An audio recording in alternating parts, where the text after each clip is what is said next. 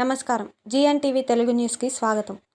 Hyderabad Telangana assembly Congress శాసనసభాపక్ష కార్యాలయంలో జరిగిన media సమావేశంలో పాల్గొన్న మక్తల్ నియోజకవర్గ శాసనసభ్యులు గౌరవశ్రీ వాకిటి శ్రీహరి గారు.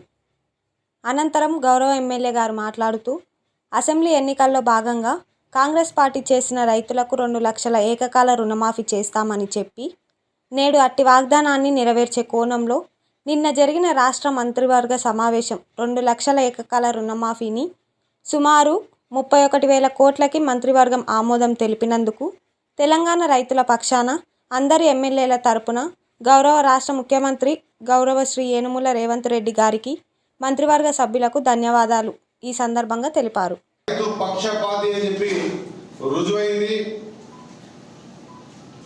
గత ప్రభుత్వం రైతు రుణమాఫీ చేస్తామని చెప్పి మొదటిసారి రెండోసారి అధికారంలోకి వచ్చినా కూడా రైతుల నడ్డి విరిచే విధంగా రుణమాఫీని 4 పర్యాయాలు చేస్తామని చెప్పి ఏ రుణమైతే రైతు తీసుకొని తన పాస్బుక్ బ్యాంకుల్లో పెట్టాడో ఆ పాస్బుక్ ను బ్యాంకులనే పెట్టి ప్రతిసారి చేస్తున్న రుణమాఫీ ఆ వడ్డీకి సరిపోయి ఆఖరకు రైతు పాస్బుక్ బ్యాంకులనే మిగిలిపోయి అప్పు అదే విధంగా మిగిలిపోయిన సందర్భాలు గతంలో చూసాం. కానీ ఈసారి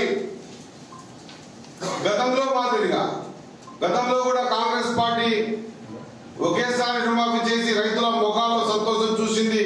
ఆనాటి రాజశేఖర రెడ్డి గారు ముఖ్యమంత్రిగా ఉన్నప్పుడు కాంగ్రెస్ పార్టీ ప్రభుత్వం.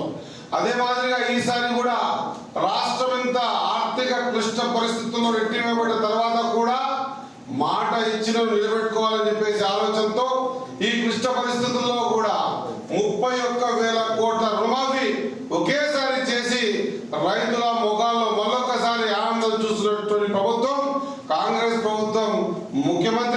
మన ముఖ్యమంత్రి రేవంత్ రెడ్డి గారు అన్న విషయాన్ని మరొకసారి రుజువు చేస్తుంది. ఇదొక్కటే కాదు, రైతులకు సంబంధించిన ప్రతి అంశాన్ని కూడా పూర్తి స్థాయిలో నిలబెట్టుకునే ప్రయత్నం చేస్తా ఉంది.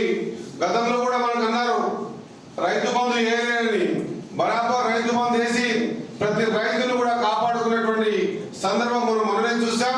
మరి అతి తొందరలో నిన్న ఆమోదం పొందిన విధంగా రైతు ముఖాల్లో సంతోషం చూడడానికి 2 లక్షల రుణమాఫీ ఏకకాలంలో చేసి రైతు పక్షపాతి కాంగ్రెస్ పార్టీ మరొకసారి రుజువైంది. కాబట్టి తెలంగాణ రైతాంగ పక్షాన ప్రభుత్వానికి ముఖ్యమంత్రి రేవంత్ రెడ్డి గారికి మనస్ఫూర్తిగా మా అందరి ఎమ్మెల్యేల పక్షాన కూడా హృదయపూర్వక ధన్యవాదాలు తెలియజేస్తా ఉన్నాం. మరొకసారి రుజువు చేసుకున్నాం. కాంగ్రెస్ పార్టీ ఏదైనా మాటిస్తే మాటకు కట్టుబడి ఉంటది. అది రైతుల విషయమైనా సరే, తెలంగాణ విషయమైనా సరే. తెలంగాణ ఇస్తారని చెప్పిన సోనియా గాంధీ గారు మాట నిలబెట్టుకొని మనకి ఎన్ని కష్టాలు వచ్చినా కూడా తెలంగాణ ఇచ్చినటువంటి ఘనత ఆ రోజు సోనియా గాంధీ గారిది.